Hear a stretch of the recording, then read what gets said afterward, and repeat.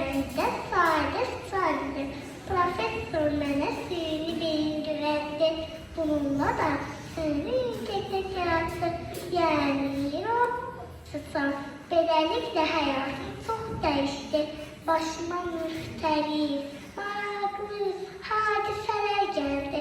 İndi bu hadisələrdən ibarət bir bağlı sərhəcini sizinlə bölüşmək istərdim.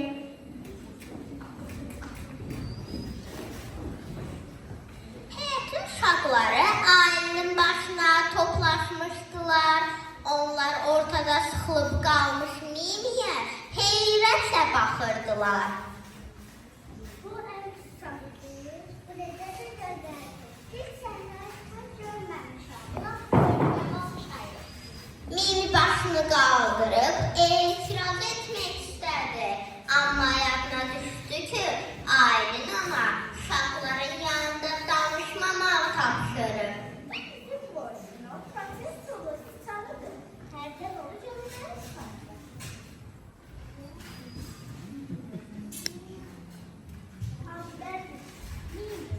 Mimi yazıq Aylinə baxıb cildədi. Qızcığaz dostluğun halını anladı.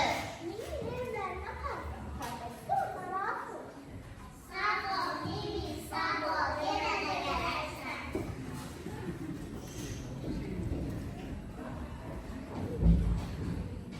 Aylin bloka girəndən sonra rahat nəfəs aldı. Danışmağı qəbul etməsəydim, lap yaxşı olardı. Bilirəm, uşaqlar bu hələ hazır deyillər.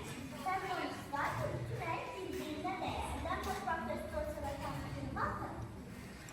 Aylin profesorun yaşadığı mənzilin qarşısında dayananda Mimi təəccübləndi. Doğrudanmı profesörün yanına getirir? Bəli, mən onunla tanış olmağa gəlmişəm. Aylin qapının zəngini çaldı.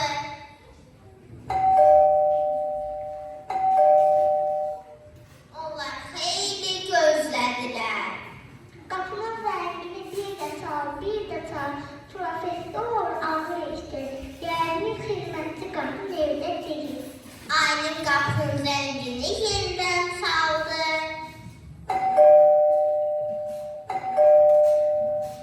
Biraz keçmiş, profesör çandarda göründü. Buyurun, sizi dinlərəm.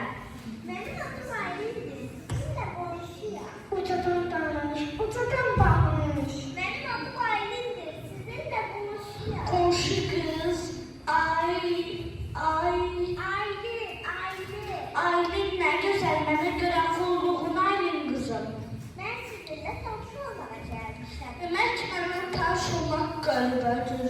Çoxdandır heç kim tanış olmağa gəlmir. Daha qocalmışam, heç kimə lazım deyiləm. Siz mənə də dostuma da lazımsınız. Profesör səni kəsə bilərlər. Əlbəttə, buyur kızım.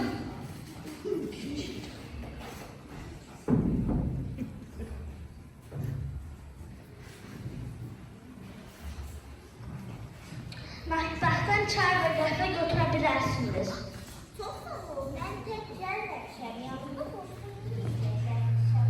Doğrudan hanı dostum? Mimi, Əsmi, sən salamatsan? Özünü necə hissedirsən? Yaxşı, çox yaxşı. Mən yanına düşdüm. Bəs necə? Sən mənim ən yaxşı əsərimsən.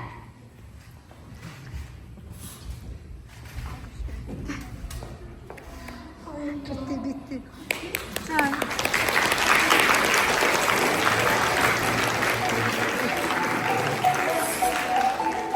Always falls long enough to find out why I just took them with this.